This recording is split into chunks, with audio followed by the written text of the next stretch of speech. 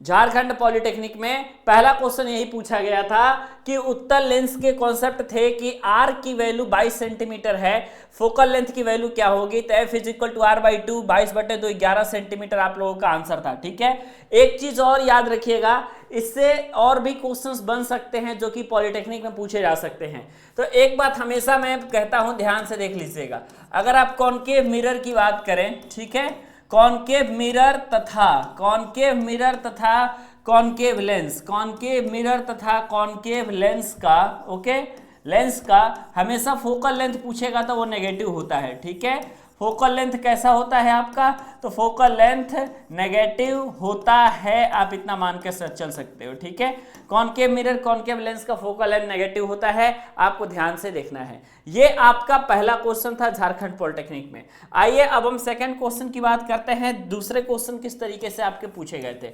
जो आपके पास second question पूछा गया था ना, ये पूछा गया था आपके पास प्रकाश की चाल। ठीक है, तो प्रकाश की चाल पूछी गई थी, किसी भी माध्यम में नहीं पूछी, मतलब कि कोई स्पेशल माध्यम उसके लिए नहीं दिया हुआ था। ऑप्शन में, सॉरी, क्वेश्चन में ये नहीं कहा था कि केरोसिन ऑयल में प्रकाश की चाल बता दीजिए या वाटर में प्रकाश की चाल बता दीजिए, ऐसा कुछ नहीं था। बस ऐसा था प्रकाश की चाल बताइए, और वो भी आपका निर्वात में, यानी कि वैक्यूम में, जब आपके पास किसी भी प्रकार का माध्यम ना हो तो। ठीक है, तो इसका आंसर क्या हो जाएगा भाई, इसका भी तो बहुत सिंपल ही आंसर है आप सभी का बेटा, और वो सिंपल सा आंसर है निर्वात में प्रकाश की चाल। ठीक है, निर्वात में जो आपके पास प्रकाश की चाल होती है वो आपके पास किसके बराबर होती है, 3 × 10⁸ और मीटर पर सेकेंड, यानी 3 × 10⁸ मीटर पर सेकेंड के बराबर होती है निर्वात में प्रकाश की चाल। ये चीज आपको ध्यान से देखना है। ओके, अगले क्वेश्चन की तरफ चलते हैं। अगला किस तरीके का क्वेश्चन आपके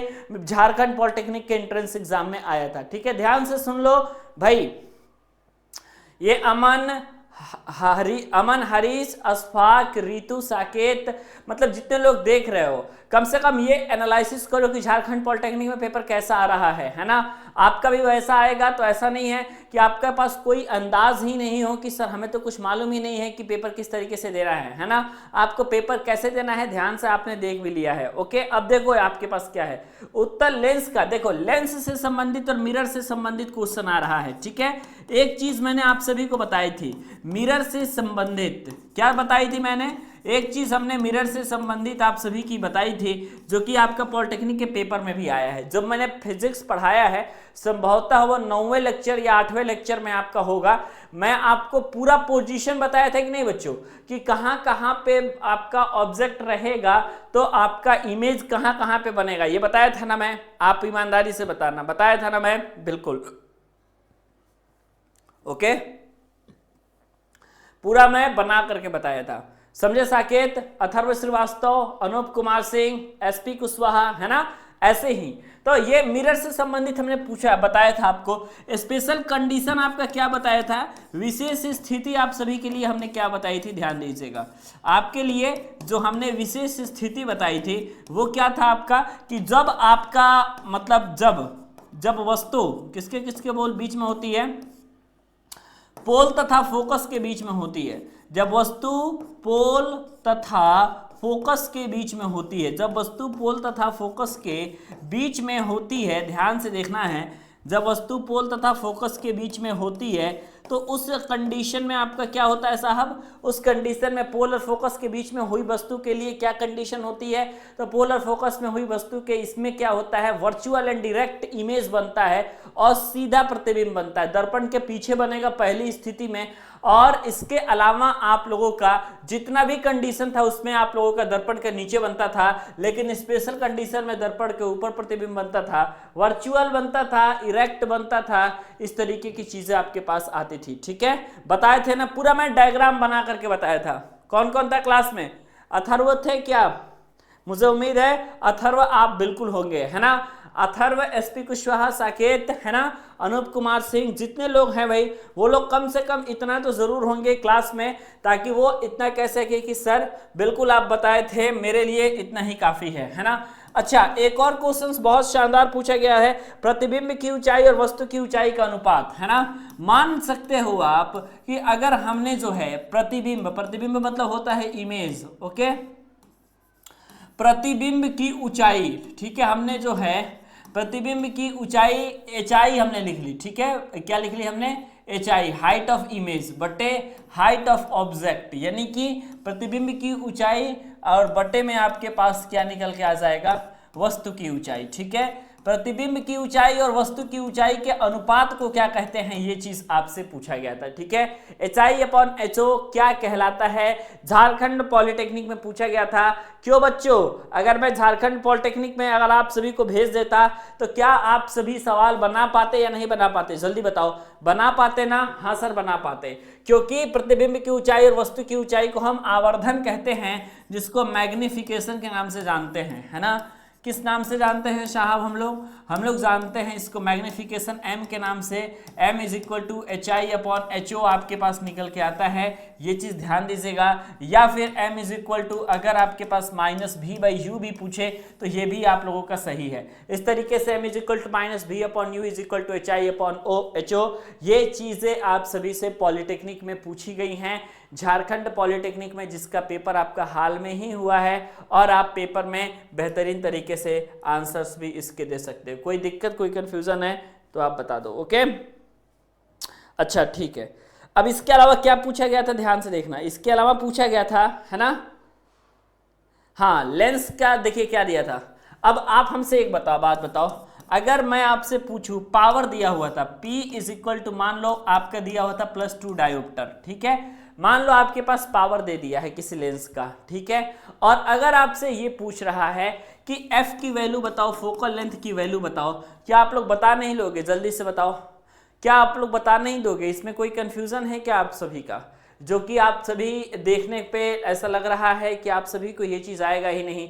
देखो ये पिछली बार के क्वेश्चंस हैं जो कि आप सभी से पूछे गए हैं, ओके। तो देखो क्या होता है, P = आपने सूत्र इसका क्या पढ़ा हुआ है, मैंने ही बताया हुआ है, और आप इसका लगाते भी है, P = 1/f, और वो भी F किस में रहना चाहिए, मीटर में रहना चाहिए, ठीक है, F ऑलवेज इन मीटर।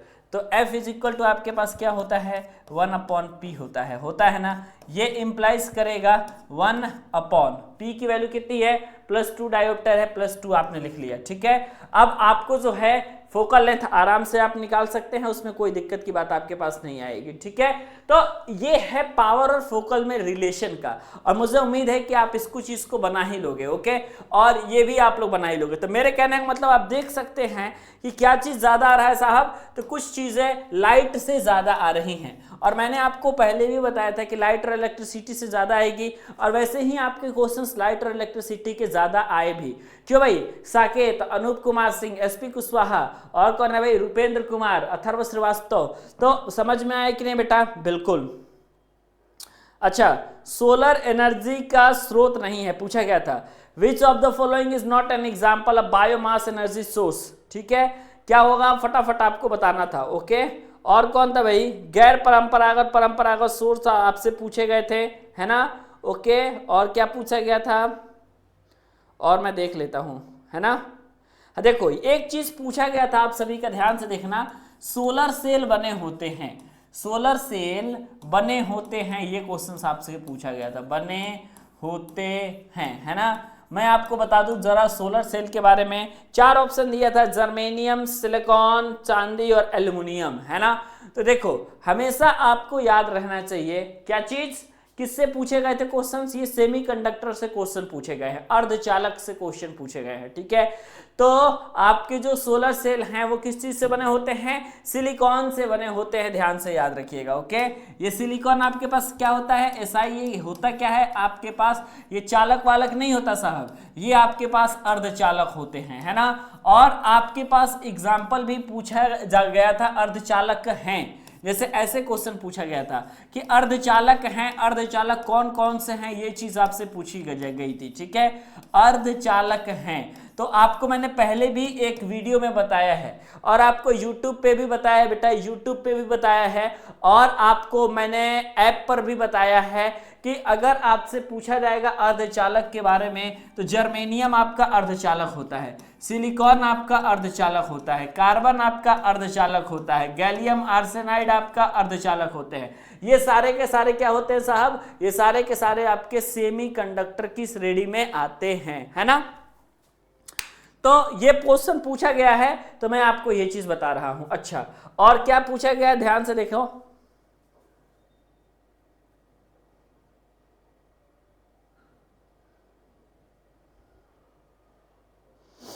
अच्छा, अब चुंबकीय बल रेखाओं से क्वेश्चन पूछा गया है, ध्यान से देखना कहां से क्वेश्चन है।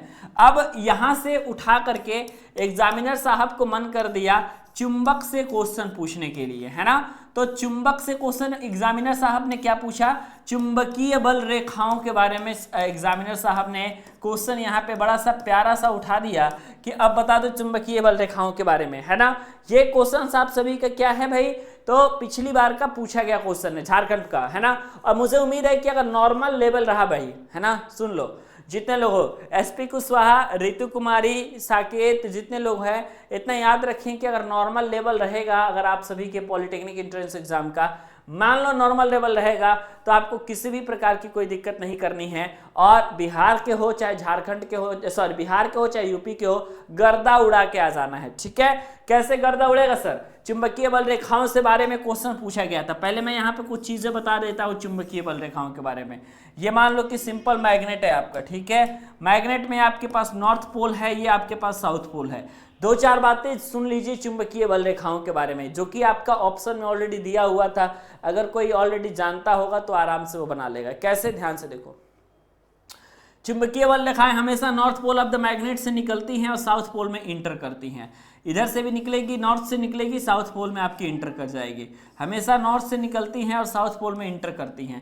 इधर भी वही सेम कंडीशन, नॉर्थ से निकलेगी आपकी, साउथ पोल में इंटर कर जाएगी। इनसाइड द मैग्नेट इसकी डायरेक्शन साउथ से नॉर्थ की तरफ होती है। यहाँ पे भी इनसाइड द मैग्नेट इसकी डायरेक्शन साउथ से नॉर्थ की तरफ होती है। और चुंबकीय बल रेखाएं कभी एक दूसरे को नहीं काटती है, यहीं से क्वेश्चन आ गया था, है ना। ये चीज आपका होता है। मान लो कि अगर ये तो आपको मालूम ही होगा, जब ये नॉर्थ से निकल रही है और साउथ में एंटर कर रही है, नॉर्थ से निकल रही है साउथ से में एंटर कर रही हैं, काल्पनिक रेखाएं होती हैं। ऐसी कोई रेखा एक्चुअली में एग्जिस्ट नहीं करती है। अच्छा, क्वेश्चन कहां से पूछ दिया गया था कि आपको स्टेटमेंट बताना था कि क्या सही होगा इससे रिलेटेड, है ना। तो इससे रिलेटेड क्या सही होगा, तो क्वेश्चन में आपसे ये बताना था कि चुंबकीय बल रेखाएं कभी एक दूसरे को नहीं काटती। ओके, चुंबकीय बल रेखाएं, जो चुंबकीय बल रेखाएं आपकी होती हैं, ठीक है, कभी एक दूसरे को काटती नहीं है, एक दूसरे को प्रतिच्छेदित नहीं करती हैं, एक दूसरे को प्रतिच्छेदित नहीं करती हैं, ठीक है। ये आपके पास कॉन्सेप्ट है। ओके, तो मैं एक बार अगर आप कहेंगे ना तो मैं आप सभी के लिए इसका ऑप्शन भी पढ़ के बता दूंगा। जैसे कि देखो क्या है, पूछा गया था क्वेश्चन में, 12वां नंबर क्वेश्चन था झारखंड पॉलिटेक्निक का। दो चुंबकीय बल रेखाएं, ऑप्शन नंबर ए था, मध्य बिंदु पर प्रतिच्छेदित करती हैं। तो क्या मध्य बिंदु पर यह प्रतिच्छेदित करेगी? नहीं। अच्छा, उत्तरी ध्रुव पर प्रतिच्छेदित करेगी? नहीं। कभी भी एक दूसरे को प्रतिच्छेदित नहीं करेंगी। तो यही आपका सही आंसर हो गया था, ठीक है। अच्छा, ये बिहार वाले जो हैं और जो एमपी वाले हैं, है ना, बिहार वाले जो हैं और एमपी वाले जो हैं, ये आसपास के अपने पड़ोसी कहलाएंगे, है ना। और बिहार का सबसे अच्छा पड़ोसी झारखंड है ना, क्योंकि आपका ऐसा है ना कि पहले झारखंड और बिहार दोनों एक में था, है ना, है कि नहीं रितु, बात है कि नहीं। मैं भी बिहार से हूं तो इसलिए मुझे मालूम है कि पहले झारखंड और बिहार एक में था, बाद में जो है झारखंड और बिहार अलग अलग दो राज्य बन गए, है ना। लेकिन अगर आप बात करेंगे तो काफी कुछ सिमिलैरिटी झारखंड की बिहार के साथ बनती है और बिहार की झारखंड के साथ बनती है। ओके, बहुत सारी चीजें आपकी सिमिलर एक दूसरे से होती है, आपको इस बात के बारे में जानकारी लेनी है। ओके ओके सर, तो आप सभी को ये देखना है कि जब ये झारखंड पॉलिटेक्निक में पूछा गया है तो जाहिर सी बात है कि बिहार में भी पूछा जा सकता है, ठीक है।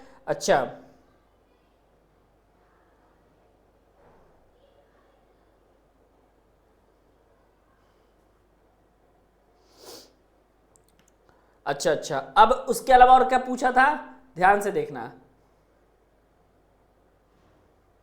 इसके अलावा आपसे ये पूछा था डेफिनेशन से रिलेटेड क्वेश्चन, ठीक है। डेफिनीशन रिलेटेड क्वेश्चन आपके कैसे आए थे, ध्यान से देख लो, है ना। डेफिनीशन रिलेटेड क्वेश्चन भी आप सभी का किसी अन्य चीज से नहीं पूछा गया था। डेफिनीशन रिलेटेड क्वेश्चन ये डायरेक्टली आपका पूछा गया था, कहां से, डेफिनीशन रिलेटेड क्वेश्चन कहां से डायरेक्टली पूछा गया था, तो डायरेक्टली आपका पूछ लिया गया था लाइट से, है ना, प्रकाश से। और प्रकाश में कैसे पूछा गया, ध्यान से देखो, ये आपके पास क्या है, ये आपके पास निकल के आता है कॉनकेव मिरर, ओके, ये हमारे पास निकल के आता है साहब कॉनकेव मिरर। और यहां से आप ध्यान से देख सकते हैं, ये है आपके पास पोल और ये है आपके पास बिंदु फोकस, ये होती है आपके पास सेंटर ऑफ कर्वेचर, यानी अगर आप इसको कहेंगे तो ये आपका सेंटर ऑफ कर्वेचर होता है, ठीक है। ये फोकस दूरी होती है, ये पोल होती है, और ये जो पूरी चीज आपकी कहलाती है, ये पूरी जो लाइन कहलाती है आपकी, ये आपका मुख्य अक्ष कहलाता है, ठीक है। क्या कहलाता है साहब, ये कहलाता है मुख्य अक्ष। और मुख्य अक्ष को आप और कौन से नाम से जानते हैं, तो मुख्य अक्ष को आप प्रिंसिपल एक्सिस के नाम से जानते हैं, ये चीज आप ध्यान दीजिएगा। अच्छा, क्वेश्चन क्या है, क्वेश्चन कहां से आता है साहब, तो क्वेश्चन आप सभी का आता है, आया था क्या चीज, क्वेश्चन आया था, देखो क्वेश्चन आया था कि एक गोलाकार दर्पण के परावर्तक पृष्ठ का केंद्र बिंदु क्या कहलाता है। यही केंद्र बिंदु आपका है, गोलाकार पृष्ठ है जो कि आप लोग का परावर्तक पृष्ठ है, यहीं का आपका जो गोलाकार बिंदु है ये क्या कहलाता है, तो ये साहब आपका कहलाता है पोल, है ना।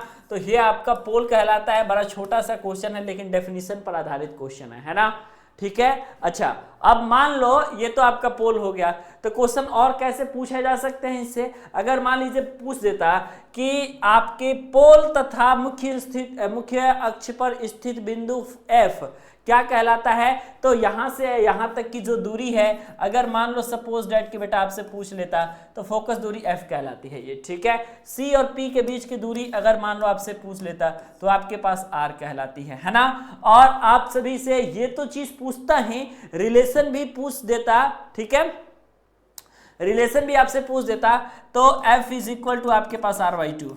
कोई बात नहीं रितु, है ना, आप जैसे ही डेटा आएगा ना आज रात को 12 बजे से, ये #11 वाली वीडियो जरूर देख लेना, एटलीस्ट आपको याद आएगा इस वीडियो को देख करके कि सर ने क्या पढ़ाया है ना, सर ने ऐप में या यूट्यूब पे क्या पढ़ाया है, और आप सभी के जो पड़ोसी भाई बहन जो आपके पेपर दिए हैं उनमें क्या क्या आया है, ठीक है। तो उस पर कोई टेंशन की बात नहीं है रितु, आप देख सकती हैं, ठीक है। अच्छा, अब यहां पे देखिए, निकट दृष्टि दोष को दूर करने के लिए प्रयुक्त लेंस का नाम बताइए, ये चीज भी आपसे पूछी गई थी, ठीक है। क्या है क्वेश्चन साहब, ध्यान से देखो, दृष्टि दोष से भी आपका क्वेश्चन ज्यादा का मतलब 2-4 क्वेश्चन पूछे गए थे।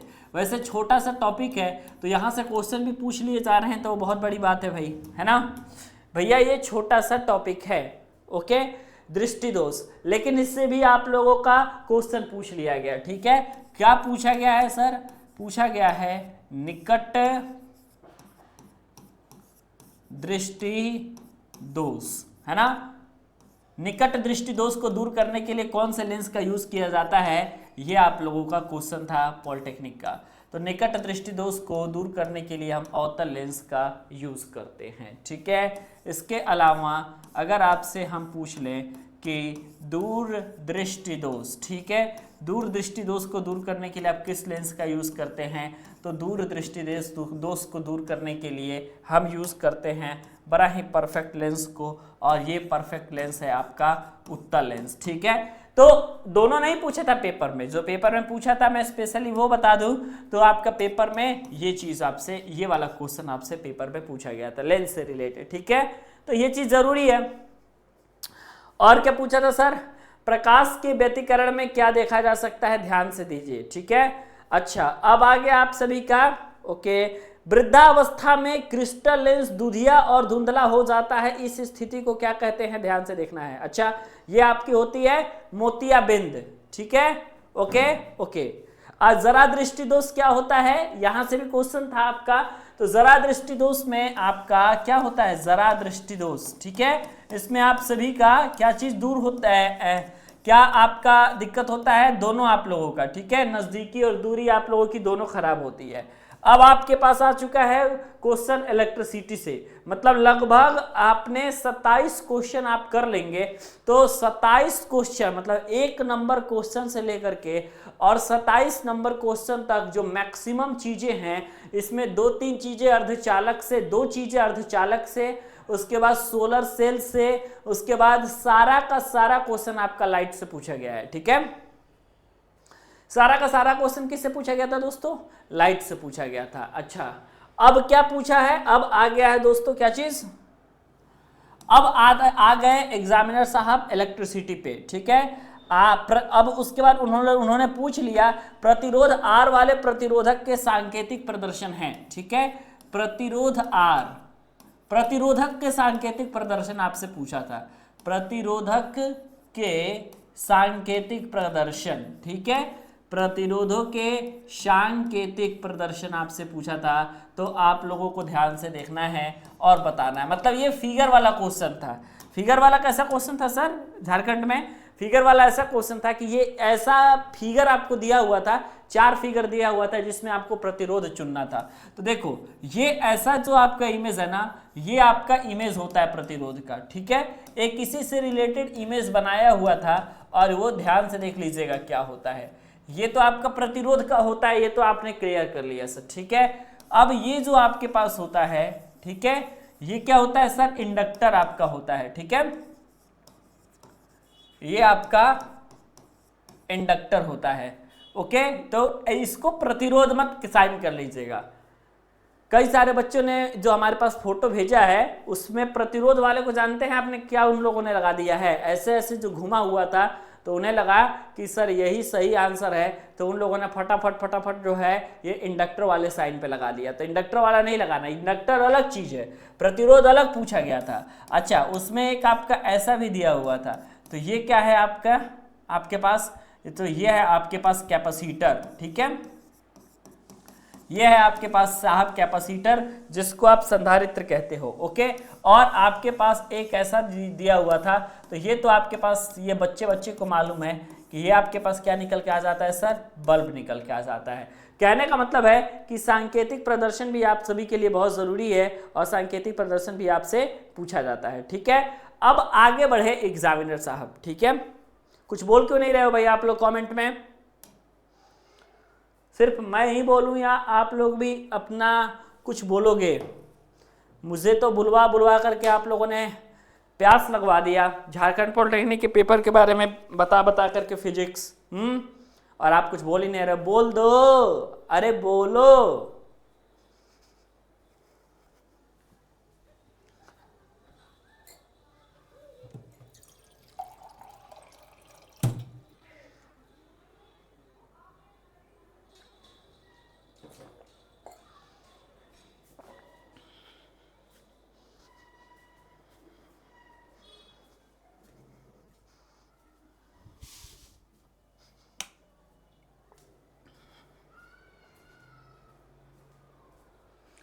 Yes sir, yes sir, yes sir, yes sir. सिर्फ कर शाक्या भी आ चुकी हैं क्या भाई? ठीक है, शाक्या भी आ चुकी है, बहुत अच्छी बात है भाई। और कौन आया? रुपेंद्र कुमार, साकेत, अनूप कुमार, अथर्व, ठीक है, ये लोग भी आ गए, ओके। अच्छा, अब मेरे को एक बात बताओ।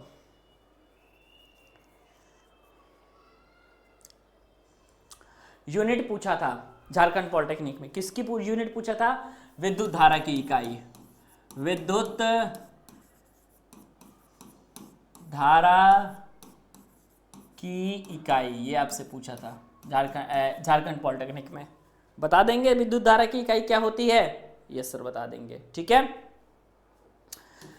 विद्युत धारा की इकाई आपके पास पूछा था, आपने एम्पियर बना दिया।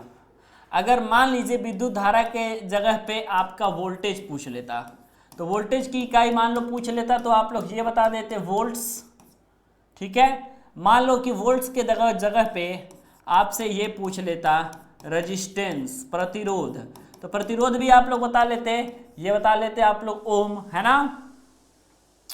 और अगर मान लो आपसे पूछ लेता प्रतिरोधकता, प्रतिरोधकता, जिसको आप रो के नाम से जानते हो, तो इसका अगर पूछ लेता तो ओम मीटर आपके पास हो जाता। क्यों बच्चों? अरे यही तो होता।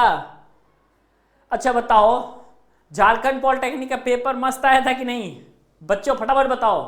मैं जितने क्वेश्चंस बता रहा हूं आज, अभी मैंने आज जितने क्वेश्चंस बताया, आधा घंटा से ऊपर से मैं पढ़ा रहा हूं, उनमें से ऐसा क्वेश्चन आप सभी को लगा कि सर ने पढ़ाया नहीं है या फिर बहुत कठिन पूछ दिया है ना? भाई देखो, ऐसा नहीं है कि यूपी और बिहार में भी ऐसा ही पूछे जाएगा, इस बात की गारंटी भाई हम तो नहीं लेते हैं, है ना?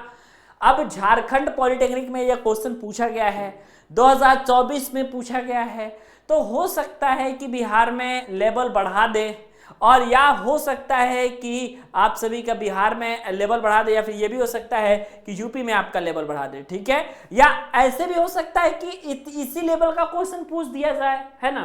तो ये कुछ कहा नहीं जा सकता है, ओके?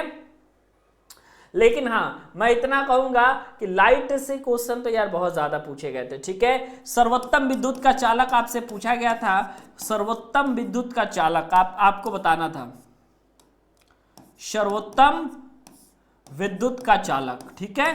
तो आपका विद्युत का चालक सर्वोत्तम क्या हो जाएगा? सर्वोत्तम विद्युत का चालक आपके पास कौन सा ऑप्शन आ जाएगा? सर्वोत्तम विद्युत का जो चालक होता है आपके पास सिल्वर निकल के आता है, ठीक है? कागज और पेपर ऑप्शन में था, वो तो पहली बात कि ये है कि आपका वो ऑप्शन में ही नहीं रहेगा, वो तो इंक्लूड ही नहीं किया जाएगा, बिकॉज आपको मालूम है कि यहाँ पे वो क्या हो जाएगा आप लोगों का, कैसा क्वेश्चन हो जाएगा? तो वो तो आपका इंसुलेटर हो जाएगा, ठीक है? कंडक्टर तो पहली बात होगा नहीं वो, ओके? अच्छा, परावर्तन के नियम किसके लिए सत्य है, ये पूछा गया था आप लोगों का, ठीक है? तो आपको बताना है, देखो ध्यान से देखो, परावर्तन के नियम आपसे पूछा गया था। ऑप्शन इतना शानदार दिया था कि कोई भी कंफ्यूज हो जाएगा, लेकिन अगर आप ध्यान से देखिएगा, परावर्तन के नियम आप लोगों ने पढ़ा है ना, है ना? परावर्तन के नियम, ये चीज आपसे पूछी गई थी, ठीक है साहब? हाँ जी साहब, पूछी गई थी परावर्तन के नियम। अच्छा ध्यान से देखो, परावर्तन के नियम में आप क्या पढ़ते हो? ये एक ऐसा मान लो कि आपके पास एक रिफ्लेक्टिंग सरफेस होता है, और ये जो आपके पास रिफ्लेक्टिंग सरफेस है, कोई भी रे ऑफ लाइट यहाँ पे आती है, आपतित होती है, यहाँ पे आई आपकी लाइट आई, मान लो आपतित हो गई, उसके बाद आपकी यहाँ पे लाइट जो है ये परावर्तित हो जाती है। यहाँ पे आपने जो है एक सिंपल सा क्या कर लिया,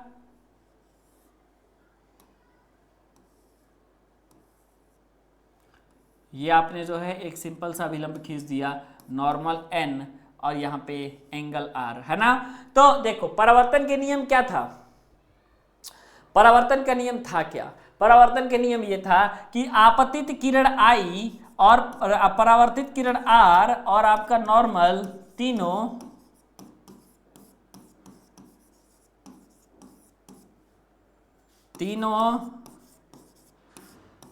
एक ही सतह पर होते हैं, है ना?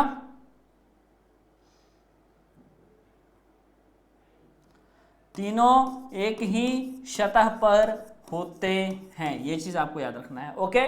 IRN, आई मतलब होता है इंसिडेंट रे, रिफ्लेक्टेड रे और नॉर्मल, तीनों एक ही सतह पे होते हैं। अच्छा, सेकंड क्या था? एंगल आई हमेशा एंगल आर के इक्वल होता है। लेकिन परावर्तन के नियम से क्वेश्चन क्या पूछा गया था? क्वेश्चन ये पूछा गया था कि परावर्तन के नियम किसके लिए सत्य है। देखो तो आपके पास ऑप्शन था समतल दर्पण, देखो ध्यान से, ये चीज जो है आपके समतल दर्पण के लिए भी सही है, बिल्कुल परफेक्ट है सर।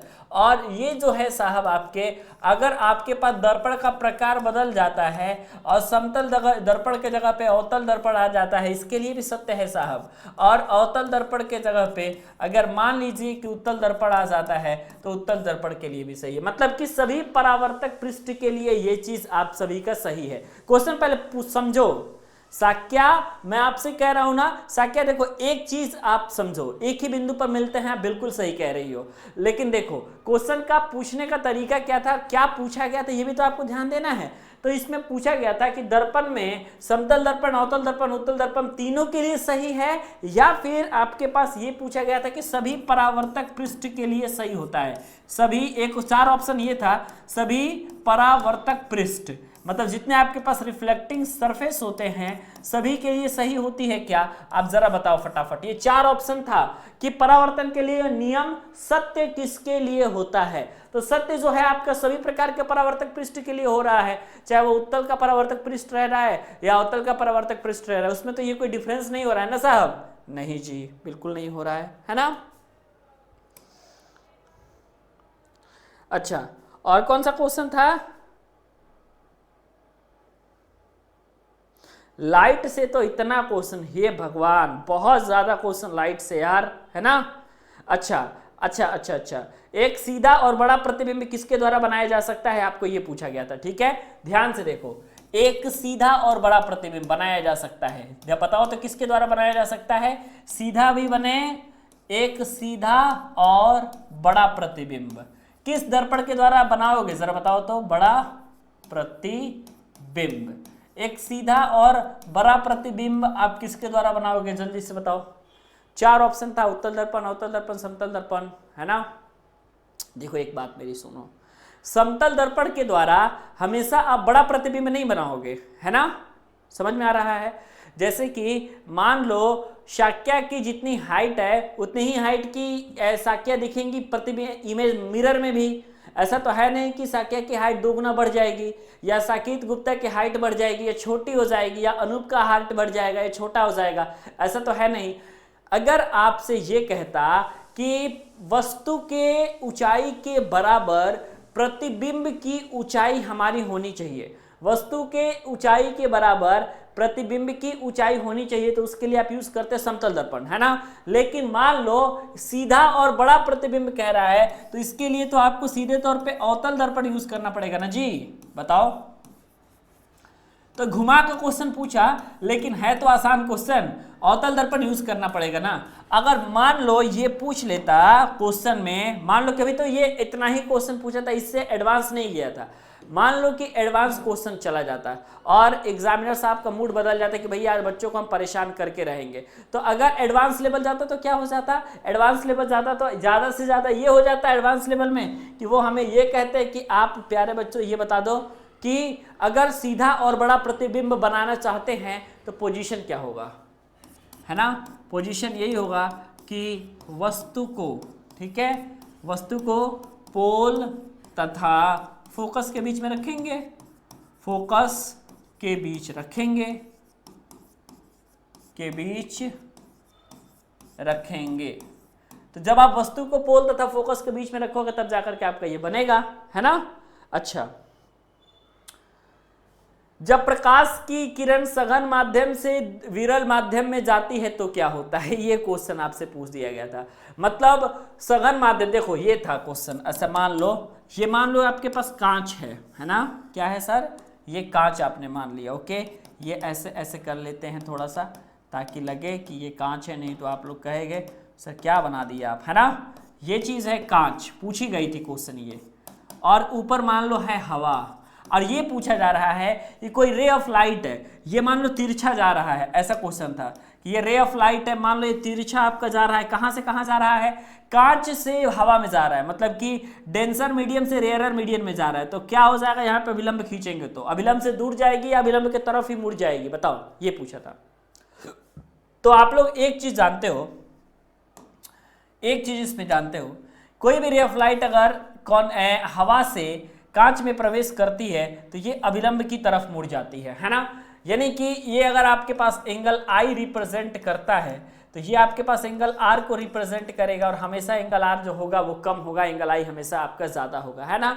तो इस तरीके से जब हवा से कांच में जब आपके पास प्रकाश की किरण आ रही है तो अभिलंब के तरफ मुड़ जा रही है, तो अगर कांच से हवा की तरफ जाएगी तो अभिलंब से दूर हट जाएगी। ऐसा क्वेश्चन पूछा गया था, रिफ्रैक्शन से ये क्वेश्चन है पूछा गया था, मतलब काफी अधिक क्वेश्चन भाई मैं बता रहा हूं आपको, ठीक है प्यारे बच्चों, इतना ज्यादा क्वेश्चन लाइट से पूछा गया है कि मैं खुद तंग आ चुका हूं, है ना? समझ में आ रहा है कि नहीं आपको? अब न्यूमेरिकल आसान था जो पूछा गया था। अब न्यूमेरिकल आपका आ गया था इलेक्ट्रिसिटी से। रेजिस्टेंस की वैल्यू इन लोगों ने दे दिया था कि रेजिस्टेंस की वैल्यू 1200 ओम है, वोल्टेज की भी वैल्यू दे दिया था वोल्टेज की वैल्यू 220 वोल्ट है, करंट की वैल्यू आई कितनी होगी आपसे पता करना था आपको, ठीक है। बना लोगे आप लोग या नहीं बना पाओगे, जल्दी से बताओ, है ना। ये था आपका, ऐसे करते हो आप लोग।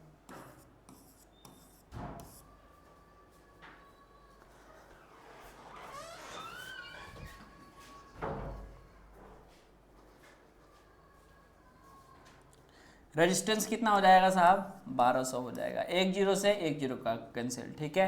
कैंसिल करोगे इसको, 11 दूना 22 हो जाएगा, 60 दूना 120 हो जाएगा। I इज इक्वल टू 11/60 आपका हो जाएगा।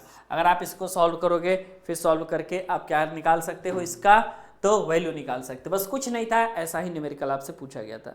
आगे अगर आप बढ़ोगे तो अच्छा ये देखो, ये चीज़ बहुत शानदार है जो आपसे पूछी गई है। जब प्रतिरोधक को श्रेणी क्रम में जोड़ा जाता है तो विद्युत धारा कैसी होती है, आपको ध्यान से देखना है, ठीक है। ध्यान से देखो, ध्यान से। एक चीज, ये आपके पास मान लो कि दो रेजिस्टेंस है ना। ये मान लो R1 है, ये आपके पास R2 है। ये आपके पास टर्मिनल A है, ये आपके पास टर्मिनल B है। यहाँ पे मान लो आपके पास करंट I है, और ये कहा जा रहा है कि अगर हम रेजिस्टेंस को सीरीज में जोड़ते हैं, है ना, अच्छा, तो इससे विद्युत धारा कैसी होती है, ध्यान से आपको देखनी है और आपको बतानी है, ठीक है। देखो, सीरीज में हमेशा करंट आपका क्या होता है, सेम होता है। सीरीज में हमेशा याद रखना है, सीरीज वाले सर्किट में, सीरीज में धारा समान होती है, ओके, धारा समान होती है, आपको याद रखना है, ठीक है। सीरीज में तो सर धारा समान होती है, हाँ जी। अच्छा, अलग अलग क्या होता है, वोल्टेज होता है, वोल्टेज अलग होता है, धारा समान होती है। जो करंट I R1 में बहेगी वही करंट I R2 में भी बहेगी। बोलो सही बात है कि नहीं, है ना ऐसा बात, बिल्कुल ऐसा। जो करंट I R1 में बहेगी वही करंट I R2 में भी बहेगी, ठीक है। अच्छा, वोल्टेज अलग अलग होगा, इस R1 के ऊपर वोल्टेज V1 होगा, इस R2 के जगह पे वोल्टेज आपके पास V2 हो जाएगा, ठीक है। तो सीरीज में धारा समान होती है, आपने देख लिया। अच्छा, पैरेलल में क्या समान होता है, अगर मान लो ये पैरेलल सर्किट पूछ लेता, तो पैरेलल में विभव वोल्टेज क्या होता है, समान होता है। पैरेलल में वोल्टेज समान होता है, लेकिन आपके पास धारा जो है कैसी होती है, अलग अलग होती है, ठीक है। ये क्वेश्चन है, ठीक है। बहुत अधिक हो गया आपका आज, और भी क्वेश्चंस हैं आज मैं कंप्लीट आपका कल वाले सेशन में मैं आपको न्यूमेरिकल बना कंप्लीट करा दूंगा। लेकिन एक चीज याद रखो भाई, ठीक है, मेरी बात को मानो आप लोग, ठीक है। और बताओ कि क्या कोई ऐसा क्वेश्चन था झारखंड पॉलिटेक्निक एंट्रेंस एग्जाम में जो मैंने नहीं बताया था, बताओ फटाफट। कोई ऐसा क्वेश्चन था जो कि आप सभी का नहीं बताया गया था और आपका पेपर में आ गया था और आप उससे बहुत परेशान हो जा रहे हैं? आप अगर रिकॉर्डेड लेक्चर भी देखते, रिकॉर्डेड लेक्चर भी देख करके जाते तो भी आपका काम हो जाता, इतना कंटेंट सफिशिएंट है, ठीक है। देखो, ये आपका पूछा गया था, ये देखो न्यूमेरिकल का क्या स्थिति है, ठीक है। एक एक चीज़ मैंने ऑलरेडी आपको बताया था। मिरर से ज़्यादा क्वेश्चन पूछा गया था, फिर मैग्निफिकेशन से पूछा गया था, पावर निकालने से पूछा गया था, कोई दिक्कत था कहीं भी, सोलर सेल से पूछा गया था, अर्धचालक से पूछा गया था, चुंबक से एक क्वेश्चन पूछा गया था। चुंबक से क्वेश्चन आसान वाला ही पूछा गया था, है ना। और आपका यहाँ से देख लो, फिर यहाँ से लाइट से आपके क्वेश्चन पूछे गए, फिर दृष्टि दोष से क्वेश्चन पूछे गए, फिर प्रतिरोधक के सांकेतिक से क्वेश्चन पूछे गए, यूनिट से क्वेश्चन पूछे गए, परावर्तन से क्वेश्चन पूछे गए, परावर्तन के नियम से क्वेश्चन पूछे गए, रिफ्रैक्शन से क्वेश्चन पूछे गए, रेजिस्टेंस से क्वेश्चन पूछे गए, न्यूमेरिकल पूछे गए। अभी तक तो मैंने इतना बता दिया, ठीक है, बताए थे ना। तो देखते हैं फिर बिहार का पेपर कैसा होता है, जिस हिसाब से बिहार का पेपर होगा उसी हिसाब से फिर हम आगे डिस्कस आपसे करेंगे।